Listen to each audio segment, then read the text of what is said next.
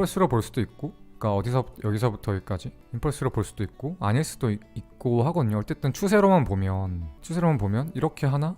이렇게 하나? 이렇게 하나라서 임펄스로 볼 수도 있긴 한데, 그거 말고 딱 눈 카운팅했을 때 1, 2, 3, 4, 5 같거든요. 그래서 이러면 1, 2, 3, 4, 5가 맞나? 이게 임펄스일 거겠죠. 저점 나고 올라간 게. 비트도 임펄스였고 하니까. 근데 그렇다 치더라도 여기 올라간 게 딱히 좋아 보이지 않거든요. 그러니까 뭐 말하냐면, 제가 늘 얘기했지만 여기 조정 받고 여기 저점 잡고 올라가는 모습에 임펄스가 안 나왔는데 ABC로 고점을 갱신했다는 거는 이제 높은 확률로 뭐 둘 중에 하나겠죠. 엔딩이 나오는 과정이니까, 엔딩이 아니고 리딩이죠. 리딩 다이고널 1, 2, 3, 4, 5 리딩 다이고널 나오면 그 다음에 떨어지는, 그러면 1, 2가 이렇게 되겠죠. 그 다음에 3파가 이렇게 나오겠죠. 이렇게 나오는 과정이거나 아니면 그 러닝 플랫이 나오는 과정이니까, 그러니까 ABC가 B 고점에 A 고점 넘기면 안 되는데 불규칙적으로 그 러닝 플랫은 B 고점 넘죠. 그래서 A, B, C가 나올 수가 있거든요. 그래서 둘 중에 하나예요. 만약에 그래서 알트를 다 비슷한데, 이게 만약에 A다가 신고점을 넘긴다, 근데 얼마 안 남기고 또 떨어진다라고 해서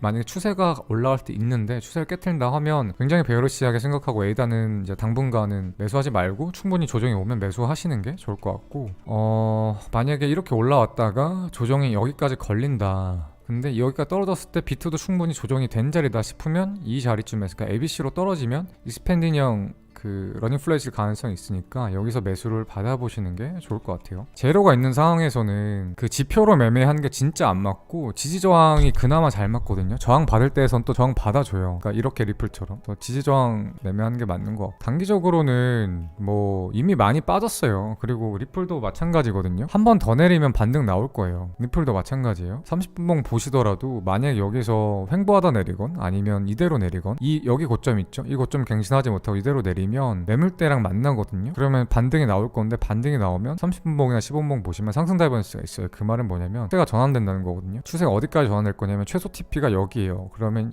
여기보다 조금 낮게 이쯤 걸어두시면 되거든요. 만이래 0.54 정도. 여기가 0.43인데 0.43에서 53이면 변동성이 좋으니까 좀 TP가 커요. 그래서 만약 리플 매매하시겠다 싶으시면, 지금은 정확히 모르겠고 저라면 여기 자리 주면 매매할 거예요. 여기 자리 주면 매수해서 여기 반등까지 보겠어요. 여기 반등까지 0.54, 53 라인까지. 이런 종목은 잘 매매 안 하거든요. 뭐냐면 ABC가 다 나왔는지 안 나왔는지 모르는 종목은 매매를 잘 안 해요. 뭐냐면 진짜 애매한 게 뭐냐면, 보세요. 누가 봐도 ABC가 이렇게 나왔어요. 그 다음에 누가 봐도 ABC 조정이 나와서 B가 나왔어요. 그러니까 여기까지도 B죠. 그럼 ABC A, ABC B에서 여기가 B예요. 그다음에 C 조정이 다 나왔냐, 여기까지 몰라요. 일단 가격적으로는 1대1 자리를 못 찍어가지고 충분해 보이진 않거든요. 그래서 이게 뭐가 모른다는 거냐면, 이렇게 ABC A, 그 다음에 이게 B, 그 다음에 C가 올라와서 C웨이브가 위에서 완성될지 아닐지 몰라요. 그러니까 이게 올라갈지, ABC를 다 찍었으면 밑으로 내려간다는 소리죠. 그래서 내려갈지 한 번도 남은지 몰라요. 애매해요.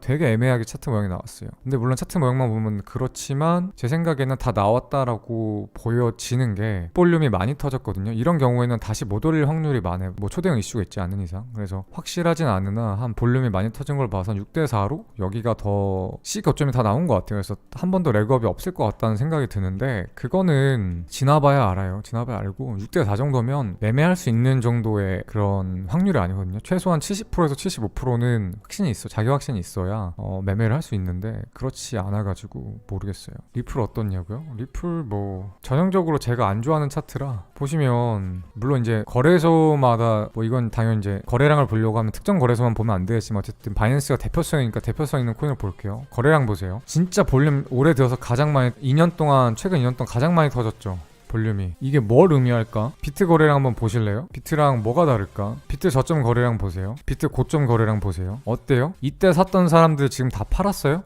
이게 설거지야? 혹시나 이거 다시 $1,000, $2,000 또는 $3,000 갈 것 같아요? 거래량 보세요. 여기서 샀던 사람들이 과연 다 팔았을까? 이 거래량 안 된다고요. 반대로 리플 보세요. 저점 여기죠. 거래량 보시고 지금 거래량 보세요. 자, 여기 샀던 사람 다 팔았고 물려있던 사람도 다 팔았어. 이게 좋을까 안 좋을까? 그러니까 차트적으로는 안 좋아요. 물론 항상 뭐 예외라는 게 있기 때문에 또 리플은 또 광기가 있기 때문에 또 뭐 이렇게 올라갈 수도 있는데 그건 진짜 예외적인 거고 그러니까 정론적으로 정석적으로 봤을 때 너무 볼륨이 너무 안 좋아. 이 말은 뭐냐면 이렇게 저가를 줘도 안 샀다는 거야. 산 사람이 별로 없었어. 물론 거래량이 터진 했지만 그렇게 많이 안 터졌거든요, 비트처럼. 근데 이렇게 많이 올라오니까 겁나 던졌죠. 물론 산 사람도 있기 때문에 볼륨이 터진 거긴 한데 겁나 많이 거래량이 터졌잖아요. 그래서 단계 볼륨이 터지고 떨어지면 그 자리 넘기기 좀 힘들거든요, 생각보다. 그래서 아까도 얘기했지만 이제 일반적으로 그렇고 그렇지만 12월 12일에 에어드랍 이슈가 있죠. 스파크 에어드랍 이슈가 있어서 어떻게 될지 나도 그 변수라서 정확히 모르겠지만 그래서 나는 얘기했잖아. 리플을 좋아한다고 생각하고 만약에 내가 12월 12일 에어드랍 이슈가 있어서 그때까지 기대감이 좀 반등이 더 오지 않을까, 고점을 넘기건 아니면 고점 직전까지건 이라고 생각을 하면 지금 매수를 차라리 지금 해라, 분할로. 그리고 반등 오면 던져라. 하지만 나는 내 기준에 안 맞아서 안 사겠다 라고 얘기했잖아요. 그게 그런 거예요. 저는 그리고 굉장히 안 좋아하는 코인 중에 하나예요, 리플이. 만약에 이게 리플이 증권형 토큰이라고 하거든요. 그래서 만약에 진짜 증권으로 인정을 받으면 미친듯이 오를 수도 있어요. 근데 그 전까지는 안 살 것 같아요.